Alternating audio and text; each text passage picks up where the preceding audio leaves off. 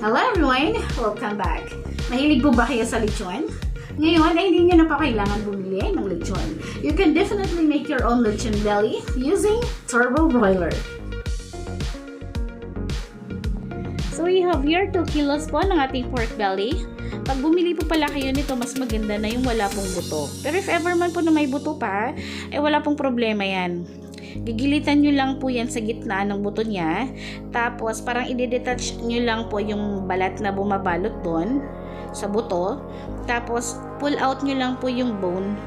Mabilis na pong matatanggal yan.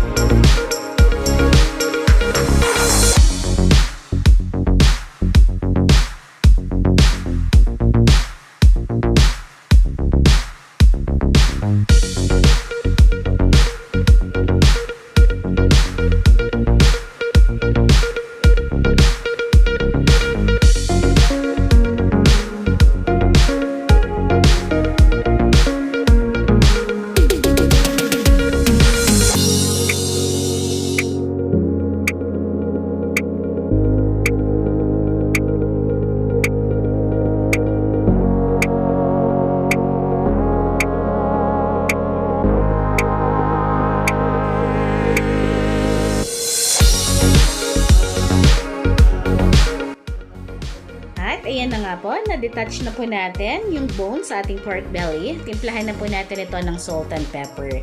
Tapos, we're gonna rub it all over the meat.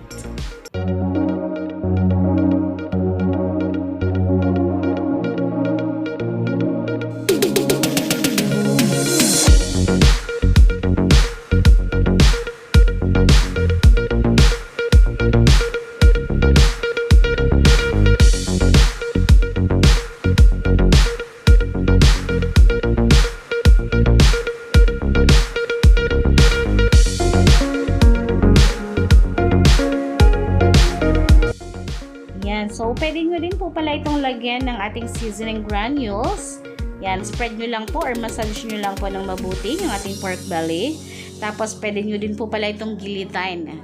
No? Slice nyo lang po para manuot po din po ang lasa ng ating mga panimpla.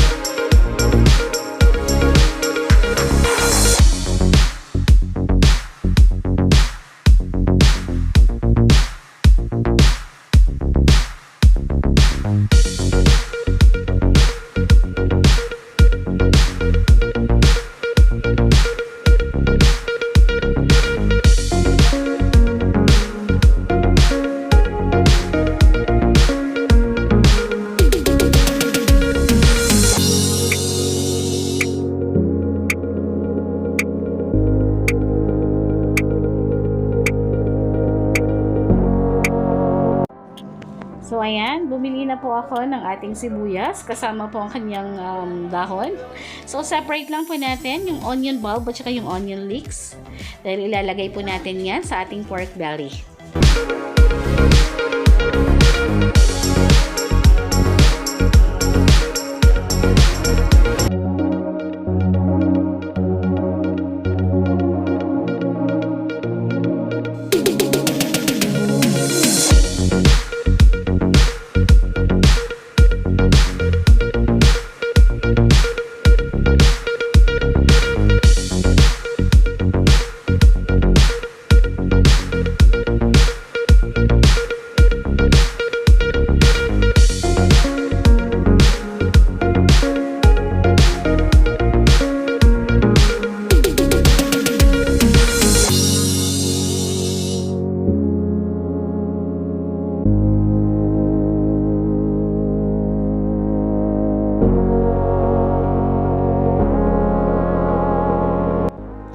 So, ngayon po ay i-arrange na po natin ito sa center ng ating pork belly. So, yung ating onion leeks, yung onion bulb po natin, yung garlic, at saka maglalagay din po tayo ng 1 stalk ng ating lemongrass, pampabango. Yan. So, just roll it over into cylinder shape. Tapos po ay isi-shield na po natin yan sa pamamagitan po ng panali. So, I guess po panali na panali sa sako ng bigas dahil matibay din po itong panali natin.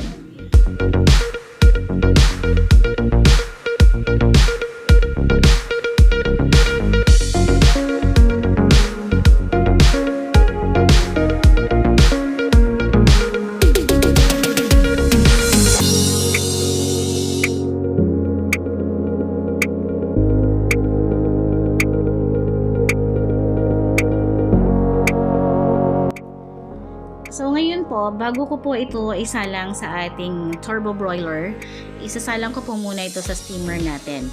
So, binalot ko po muna siya ng foil. Yan, sealed lang po natin ng maayos sa ating foil. Walang singaw. Meron pang extra, nagpapapogi. Ayan. Sealed lang po natin. After that, steam po natin ito ng mga 30 to 45 minutes. Ang akin po ay para lumambot po muna ang ating karne.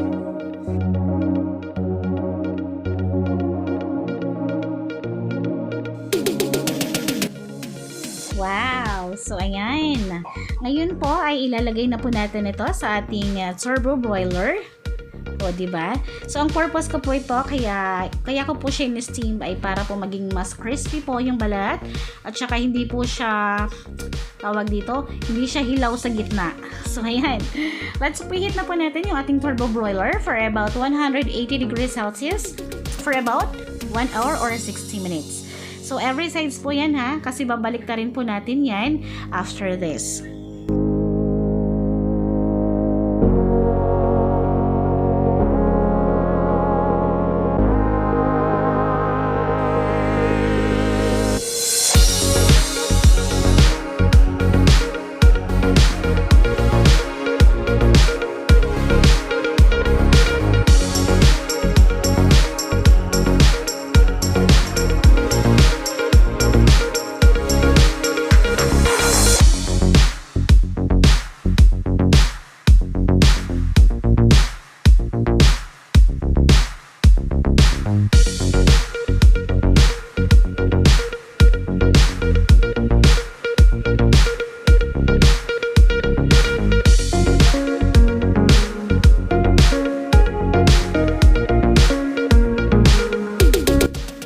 Alright, this time, ibabalik na rin na po natin to.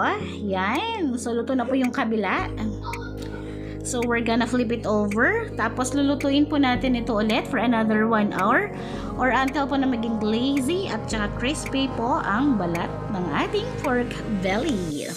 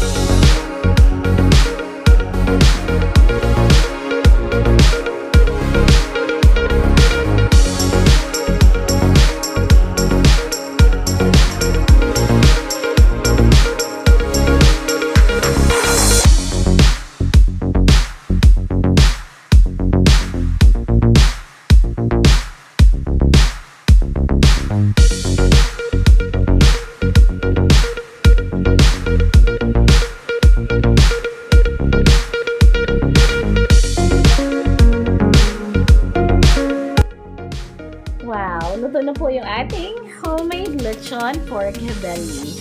So, slice na po natin ito. Ooh, sarap! So, ayan, napaka-crispy, napaka-yummy, napaka-juicy. So, kuha na po kayo guys!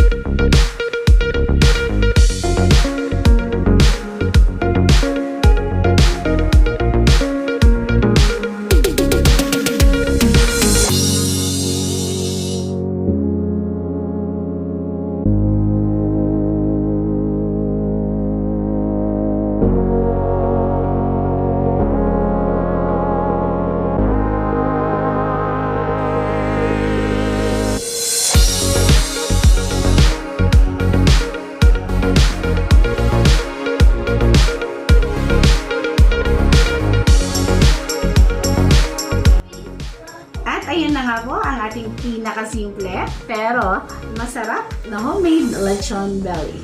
If you like this recipe, just like this video, and please don't forget to subscribe to this channel and hit the notification bell for more updates. Ito pong muli si Lorna Hermosilia na nagsasabing ang mga bagay-bagay ay napag-aaralan yan. Basta may tiyaga ka lang. Thank you so much for watching and I'll see you again next time. Bye!